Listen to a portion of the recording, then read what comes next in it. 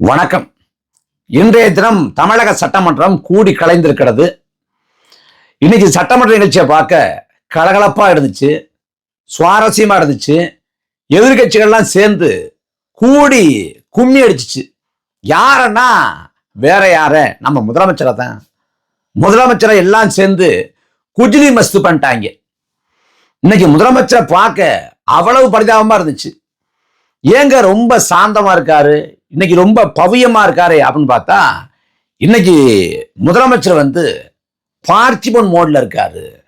அவர் மட்டும் லியோ மோட்ல வந்திருந்தார்னா தெரிவித்து விட்டுருப்பாப்புல, சட்டமன்றம் ரெண்டா பொழந்திருக்கும் அப்படின்னு சொல்றாங்களாம். கேலி கூத்து, கால கொடுமை. தாவே காங்கிற இந்த கட்சியில அடிப்படை அரசியல் நேர்மை கொஞ்சம் கூட கிடையாது.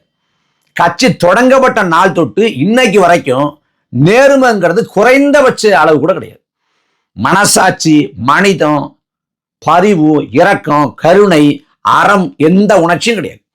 முழுக்க முழுக்க அரசியல் ஆதாயம் தான். அதனால தாவேக்காவோட அரசியலுங்கிறது பொய்கள் மேல, புரட்டுகள் மேல, அவதூறுகள் மேலதான் கட்டமைக்கப்பட்டிருக்கு. கரூர் மரணம் தொடங்கி, அந்த பேரவலம் தொடங்கி, சங்கீதாவோட விவாகரத்து வரைக்கும் எல்லாத்தையும் மேலையும் ஒரு சாயம் பூசினாங்க, பொய்ய பரப்பினாங்க, அவதூறு கலப்பினாங்க.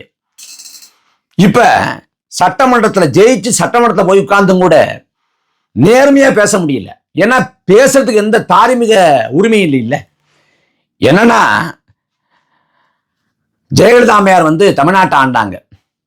அவங்களுக்கு தீவிரமான கடவுள் நம்பிக்கை உண்டு, ஆன்மீக நம்பிக்கை உண்டு, இந்துத்துவ சார்பு நிலை கொண்டவங்க. அவங்க ஜோதிடம் பார்ப்பாங்க, ஜாதகம் பார்ப்பாங்க, ஜோதிடரை கேட்டுக்கிட்டு தான் நடவடிக்கைகளை நகர்த்துவாங்க. ஆனா அந்த ஜெயலலிதா அம்மையார் கூட ஒருபோதும் ஒரு ஜோதிடரை அரசு பதவியில வச்சது இல்லை. ஆனா விஜய் தன்னோட ஆஸ்தான ஜோதிடரை தன்னோட வாகனத்துல பக்கத்திலே வச்சுக்கிட்டு ஊர் ஊரா சுத்துவாப்புல. அது அவரோட விருப்பம், உரிமை, சுதந்திரம், நம்ம ஒன்றும் கேட்கறதுக்கு இல்லை. ஆனா அவருக்கு அரசு பதவியை போட்டு கொடுத்தாரு. எல்லாரும் பொங்கிட்டாங்க, கொந்தளிச்சிட்டாங்க. இன்னைக்கு சட்டமன்றத்தில் பேசுறப்ப தேமுதிகவோட பொதுச் செயலாளர் பிரேமலதா அவங்க விஜயை சராமரியா போட்டு தாக்கிட்டாங்க. நீங்க ஜோதிடரை வச்சுக்கிறோம்னா பர்சனலா வச்சுக்குங்க, அவங்கள எதுக்கு இங்க அரசு பதவியில வைக்கிறீங்க அப்படின்னு தடாடியா ஒரே போடா போட்டாங்க.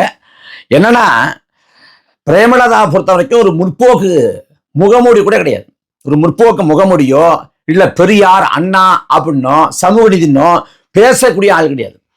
அவங்களுக்கும் எல்லாவித பிற்போக்குத்தனங்கள் மீது நம்பிக்கை உண்டு. யாரு? பிரேமலதாவுக்கு. விஜயகாந்துக்கும் அதே போல பிற்போக்குத்தனங்கள் மேல, இந்த ஜாதகத்தின் மேல, இந்த ஜோதிடத்தின் மேல, இந்த நல்ல கட்டணத்தின் மேல நம்பிக்கை உண்டு. என்ன கூத்துனா, ஜோதிடரை அரசு பதவியில நியமிச்சத திரும்ப நியாயப்படுத்தி பேசுறாரு, சப்ப கட்டுறாரு, முட்டு கொடுக்குறாரு. ஆனா இங்க பிரேமலதா சட்டமன்றத்துல கொந்தளிக்கிறாங்க. இத பார்க்க என்னடா இப்படி ஆகி போச்சு. ஒரு ஜோதிடரை கொண்டாந்து அரசு பதவியில வைக்கிறாங்க, திருமாவளவன் நியாயப்படுத்தி பேசுறாரு, பிரேமலதா எடுத்து பேசுறாங்களே, தமிழ்நாட்டு அரசுக்கு என்னடா ஆச்சு அப்படின்னு தோணுச்சு. அந்த அம்மா ஒரே போடா போட்டுருச்சு. நீ பர்சனலா வேணா வச்சுக்க, கொண்டாந்து அரசு பதவியெல்லாம் வைக்காத அப்படின்னு விஜய்க்கு மூஞ்சல் அடிச்ச மாதிரி சொல்லிட்டாங்க. அதே போல விஜய் இந்த ஆளுநர் பதவி பிரமாணம் எடுத்து வைக்கிறப்ப அங்க பேசக்கூடாது. ஆனா அதிக பிரசித்தனமா அங்க ஒரு உரை நிகழ்த்தினாப்புல. யாரு? விஜய். அது ஒரு அரசு நிகழ்வு. அந்த அரசு நிகழ்வுல அரசியல் பேசக்கூடாது. ஆனா இவரு பதவியேற்பு விழாவிலேயே அரசியல் பேசினாப்புல. பேசுறப்ப நான் முகத்தை மூடிக்கிட்டு போக மாட்டேன், நான் பார்த்தா போய் நேரடியா போய் பார்த்து வந்துருவேன், முகத்தை மூடிட்டுலாம் யாரையும் பார்க்க மாட்டேன் அப்படின்னு எடப்பாடி பழனிசாமிய ஜாடமாடியா குத்தி காட்டி பேசினாப்புல. இப்ப இன்றைக்கு பிரேமலதா பேசுறப்ப, அன்னைக்கு முகத்தை முடிக்கிட்டு அதையும் போய் பார்க்க மாட்டேன், நான் வெளிப்படைத்தன்மையோட அணுகுவேன்னு சொன்னீங்க. உங்க வீட்டுக்கு முகத்தை முடிக்கிட்டு ஒருத்தர் வந்தாரே அன்னைக்கு, யார் அது அப்படின்னு அந்த அம்மா அதை நீங்க விளக்கணும் அப்படின்னு ஒரே போடா போட்டுருச்சு. விஜயோட முகமே அப்படியே செத்து போச்சு, தலை தொங்கி போச்சு, அப்படியே ஒரு மாதிரி ஆயிட்டாப்புல. அதுக்கப்புறம் பார்த்தா உதயநிதி அவர் சொந்தமா பேச மாட்டாரு, அவருக்கு பெரிய அறிவாற்றல் கிடையாது, வரலாற்று அறிவு கிடையாது, தர்க்க அறிவு கிடையாது அப்படின்னு நமக்கு தெரியும். ஆனா உதயநிதி பேச்ச பரவாயில்லைங்கிற மாதிரி அந்த மாதிரி நிலைமை ஆகி போச்சு. தான் கால கொடுமை. கரடியே காரி துப்பின கதையா உதயநிதியே வந்து விஜயை போட்டு சராமரியா பேசிட்டாப்புல. நீங்க வந்து தூய சக்திங்கிறீங்க, தூய சக்தின்னு சொல்லிவிட்டு நீங்க பாஜக கூட்டணியில் இருக்கக்கூடிய டிடிவி தினகரன் கட்சி சட்டமன்ற உறுப்பினரை குதிரைபுரம் பேசி இழுத்துட்டீங்க அப்படின்னு கேட்கிறாப்புல. என்னன்னா பாஜக கூட்டணியில் இருக்கக்கூடிய அமமுக, அந்த அமமுக சட்டமன்ற உறுப்பினர் கேட்டு பெறுவதே தவறு. ஆனா அவரை டிடிவி தினகரனுக்கு தெரியாம மன்னார்குடி காமராஜுக்கு காசு கொடுத்து பேரம் பேசி குதிரை பேரம் பேசி அவரை தாம் பக்கம் எடுத்துருச்சு தாவிக்க. இதை வந்து அவர் சுட்டிக்காட்டி பேசுறாரு, அதை டிடிவின்னு சுட்டிக்காட்டி பேசினாரு. சுட்டிக்காட்டி பேசுறப்ப டிடிவி சொல்றாரு, இது என்ன மாற்றம், இது மாற்றம் இல்ல துரு நாற்றம் அப்படின்ட்டாப்புல. எடப்பாடி பழனிசாமி பேசுறப்ப அவரும் சுட்டி காட்டுறாரு, அதிமுகவிலிருந்து 20க்கும் மேற்பட்ட சட்டமன்ற உறுப்பினர்களை குதிரை பேரம் பேசி வாங்குறாங்க. அப்படி வாங்கி அவங்களுக்கு அமைச்சர் பதவி, வாரிய தலைவர் பொறுப்பு அப்படின்னு பேரம் பேசப்படுதுன்னு அவரும் போட்டு உடைச்சிட்டார். உதயநிதியும் கடுமையா விமர்சனத்தை வந்து விஜய் நோக்கி வச்சாரு, எடப்பாடி பழனிசாமி வச்சாரு, அந்த பக்கம் வந்து பிரேமலதா வச்சாங்க, வன்னியரசு வச்சாரு. இந்த ஜோதிடரை கொண்டாந்து நியமிக்க கூடாது, மூட நம்பிக்கைக்கு எதிராக இந்த அரசு சட்டம் இயற்ற வேண்டும் அப்படின்னு அவரும் தன் பங்குக்கு பேசினாப்புல. இப்படி சராமரியா எல்லாரும் பேசினாங்க. ஆனா விஜய் பேசுறப்ப எல்லாத்துக்கும் பதில் சொல்வாரு அப்படின்னு பார்த்தா பதில் சொல்லல. அவருக்கு எழுதி கொடுத்த அந்த தாளில் உள்ளதை படிச்சாரு.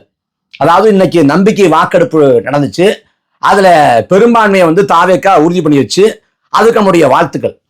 அந்த பெரும்பான்மைக்கு யார் யார் ஆதரவு கொடுத்தாங்க அப்படின்னு அந்த பெரும்பான்மைக்கு ஆதரவு கொடுத்தவங்களோட பேரை சொல்லி அல்ல அந்த கட்சி பேரை சொல்லி அவங்களுக்கெல்லாம் நன்றி அப்படின்னு சொல்லிட்டு அப்படியே பொசுக்குன்னு உட்காந்துட்டாரு.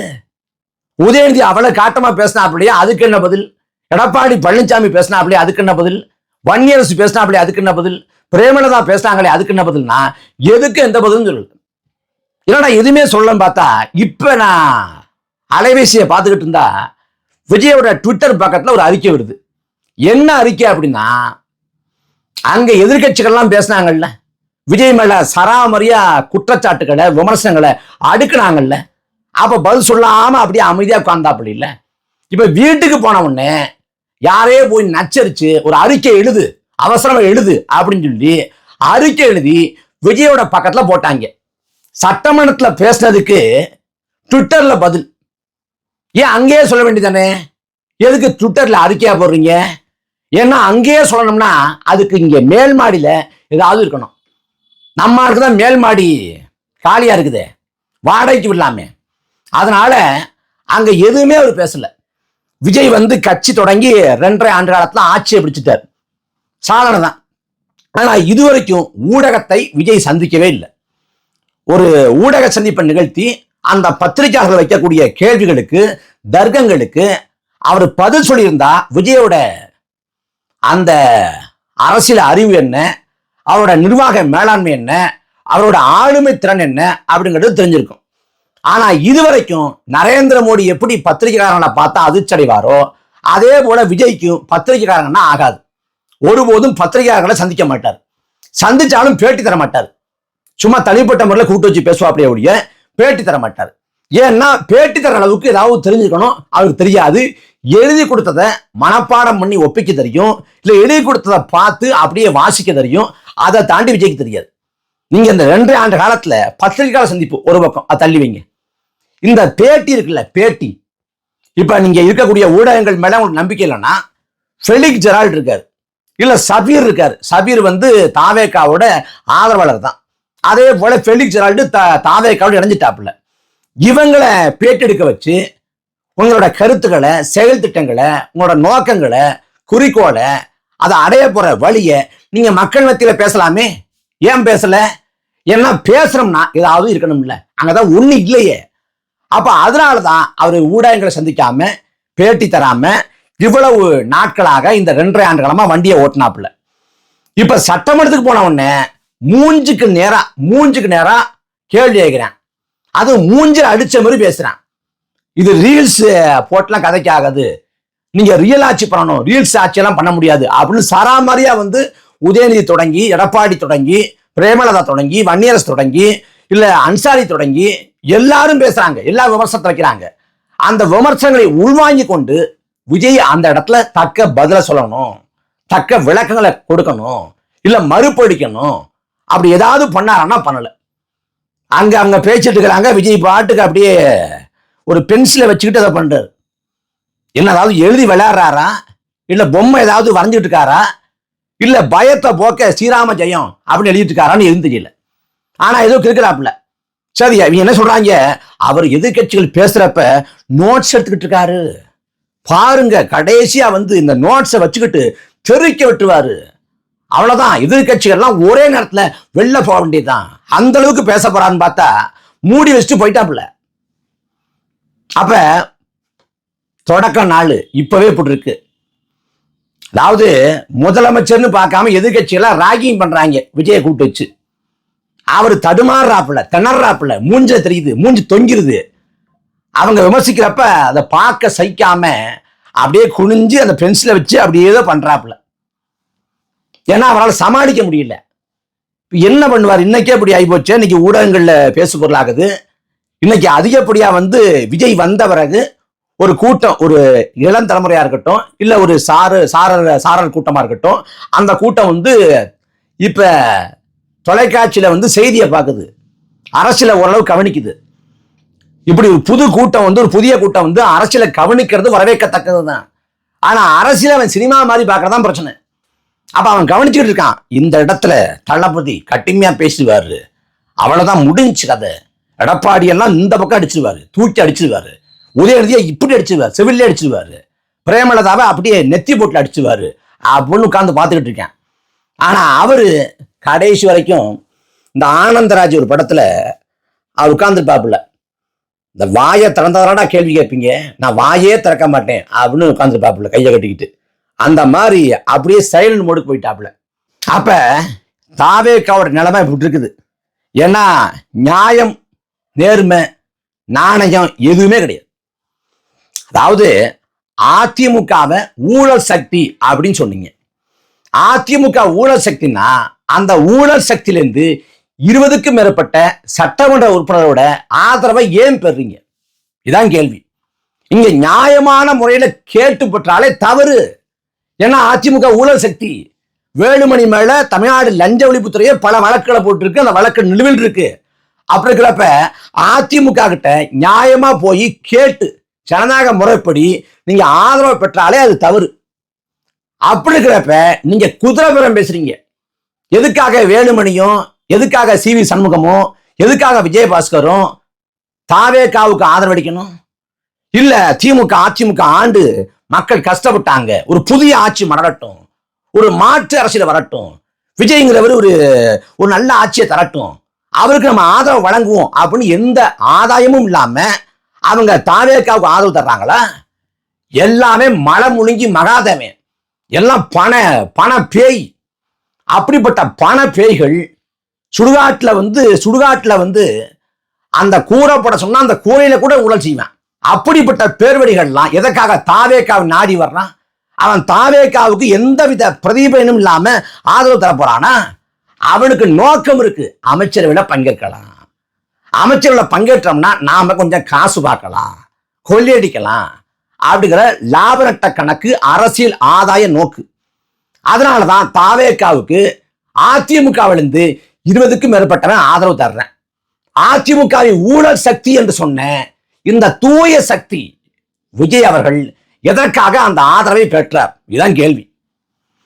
எந்த கேள்விக்கும் எந்த பதிலும் இல்லை. இந்த பக்கம் அமமுகவில் ஒரே ஒரு சட்டமன்ற உறுப்பினர் வச்சிருந்தார். அந்த அமமுக பாஜகவோட தான் இருக்குது. அதுவும் அப்ப பாஜகவோட இருக்கக்கூடிய கட்சிகிட்ட ஆதரவை நியாயமா வாங்கக்கூடாது. ஆனா நீங்க என்ன பண்றீங்க, அதை நியாயமான முறையில டிடிவி தினகரன் கூட கட்டுப்பட்டுருக்கலாம். நீங்க அப்படி பண்ணாம அந்த டிடிவி தினகரனுக்கே சொல்லாம அந்த மன்னார்குடி சட்டமன்ற உறுப்பினர் காமராஜ் கிட்ட பேசி எவ்வளவு கோடி இறக்குறன்னு சொன்னாங்களோ, எவ்வளவு கோடியை தரம் சொன்னாங்களோ தெரியல, அவரை விளை வச்சுட்டாங்க. அவரை விளை பேசி இப்ப பார்த்தா அவர் கட்சி விட்டு நிக்கப்பட்டு சுயேட்சை மொழியா இருக்காரு. அவர் இன்னைக்கு பேசுறாரு, தமிழ்நாட்டை காப்பாற்ற போற விஜய் என்னை காப்பாற்ற மாட்டாரா அப்படின்னு நேத்தா இன்னைக்கு அந்த பேசிருக்காப்புல. விஜயே யார் காப்பாற்ற போறான்னு தெரியல, சட்டமன்றத்தை அப்படி அல்லாடுறாப்புல, அப்படி திணறாப்புல. அவர் காமராஜை காப்பாற்ற போறாரா? இவ்வளவு கூத்தா இருக்கு தமிழக சட்டமன்றம். அதனால எந்தவித உள்ளாற்றலும் தகுதியும் இல்லாத ஒருத்தரை உட்கார வச்சா அப்படித்தான் நடக்கும். இன்னைக்கு தொடக்கம் தானே, இனி ஒவ்வொரு நாளும் கூத்து இருக்கு. அதாவது திருவிழா நடந்ததுனால திங்கு திங்குன்னு மிதிப்பீங்க, திருவிழாவே ரத்து பண்றேன்டா அப்படின்னு வடிவேல் சொல்லுவாரு. திருவிழா நடந்ததால திங்கு திங்கு மிதிப்பீங்க, நாங்க திருவிழாவில் வந்து நாங்க தீ மிதிக்க மாட்டோம், எங்க பாசை தான் போட்டு திங்கு திங்குன்னு மிதிப்போம் அப்படின்னு பாப்புல ஒருத்தர். வடிவேல் ஒன்னே கொய்யால திருவிழா நடந்ததாடா அப்படின்னு பாப்புல. அந்த மாதிரி சட்டமன்ற கூட்டத்தொடர் நடந்தாதானா நீங்க என்ன கலாய்ப்பீங்க, என்ன ராக்கிங் பண்ணுவீங்க, நான் அதையே ஒட்டுமொத்தமா ரத்து பண்றேன்டாங்கிற மாதிரி சட்டமன்ற கூட்டத்தொடர தேதி குறிப்பிடாம தள்ளி வச்சுட்டாங்க. தள்ளி வச்சாலும் ஒரு நாள் அதை வந்து நடத்தி தான் ஆகணும். நடத்துறப்ப மறுபடியும் விஜய்க்கு குஜிலி மசு தான். அதனால போலிகளை வந்து காலம் ரொம்ப நாள் வந்து அப்படியே வச்சிருக்காது. அது யாருன்னு அடையாளம் காட்டும். உண்மையான எழுச்சி எது, போலி எது அப்படின்றது அடையாளம் காட்டும். அந்த மாதிரி நல்ல டிடிஆர் மாதிரி கோட்டை போட்டு வந்துடுறாப்புல, கோட்டை போட்டு வந்துட்டு அப்படியே பார்த்துக்கிட்டு இருக்கிறாப்புல. அதனால விஜய் அப்படிடா இப்படிடா அப்படின்னு பெயர் விட்டவங்க எல்லாம் இனிமேல் சட்டமன்றத்தில் பார்த்து பரிதாபப்பட்டு கண்ணீர் விடுறதை தவிர வேற வழி இல்லை.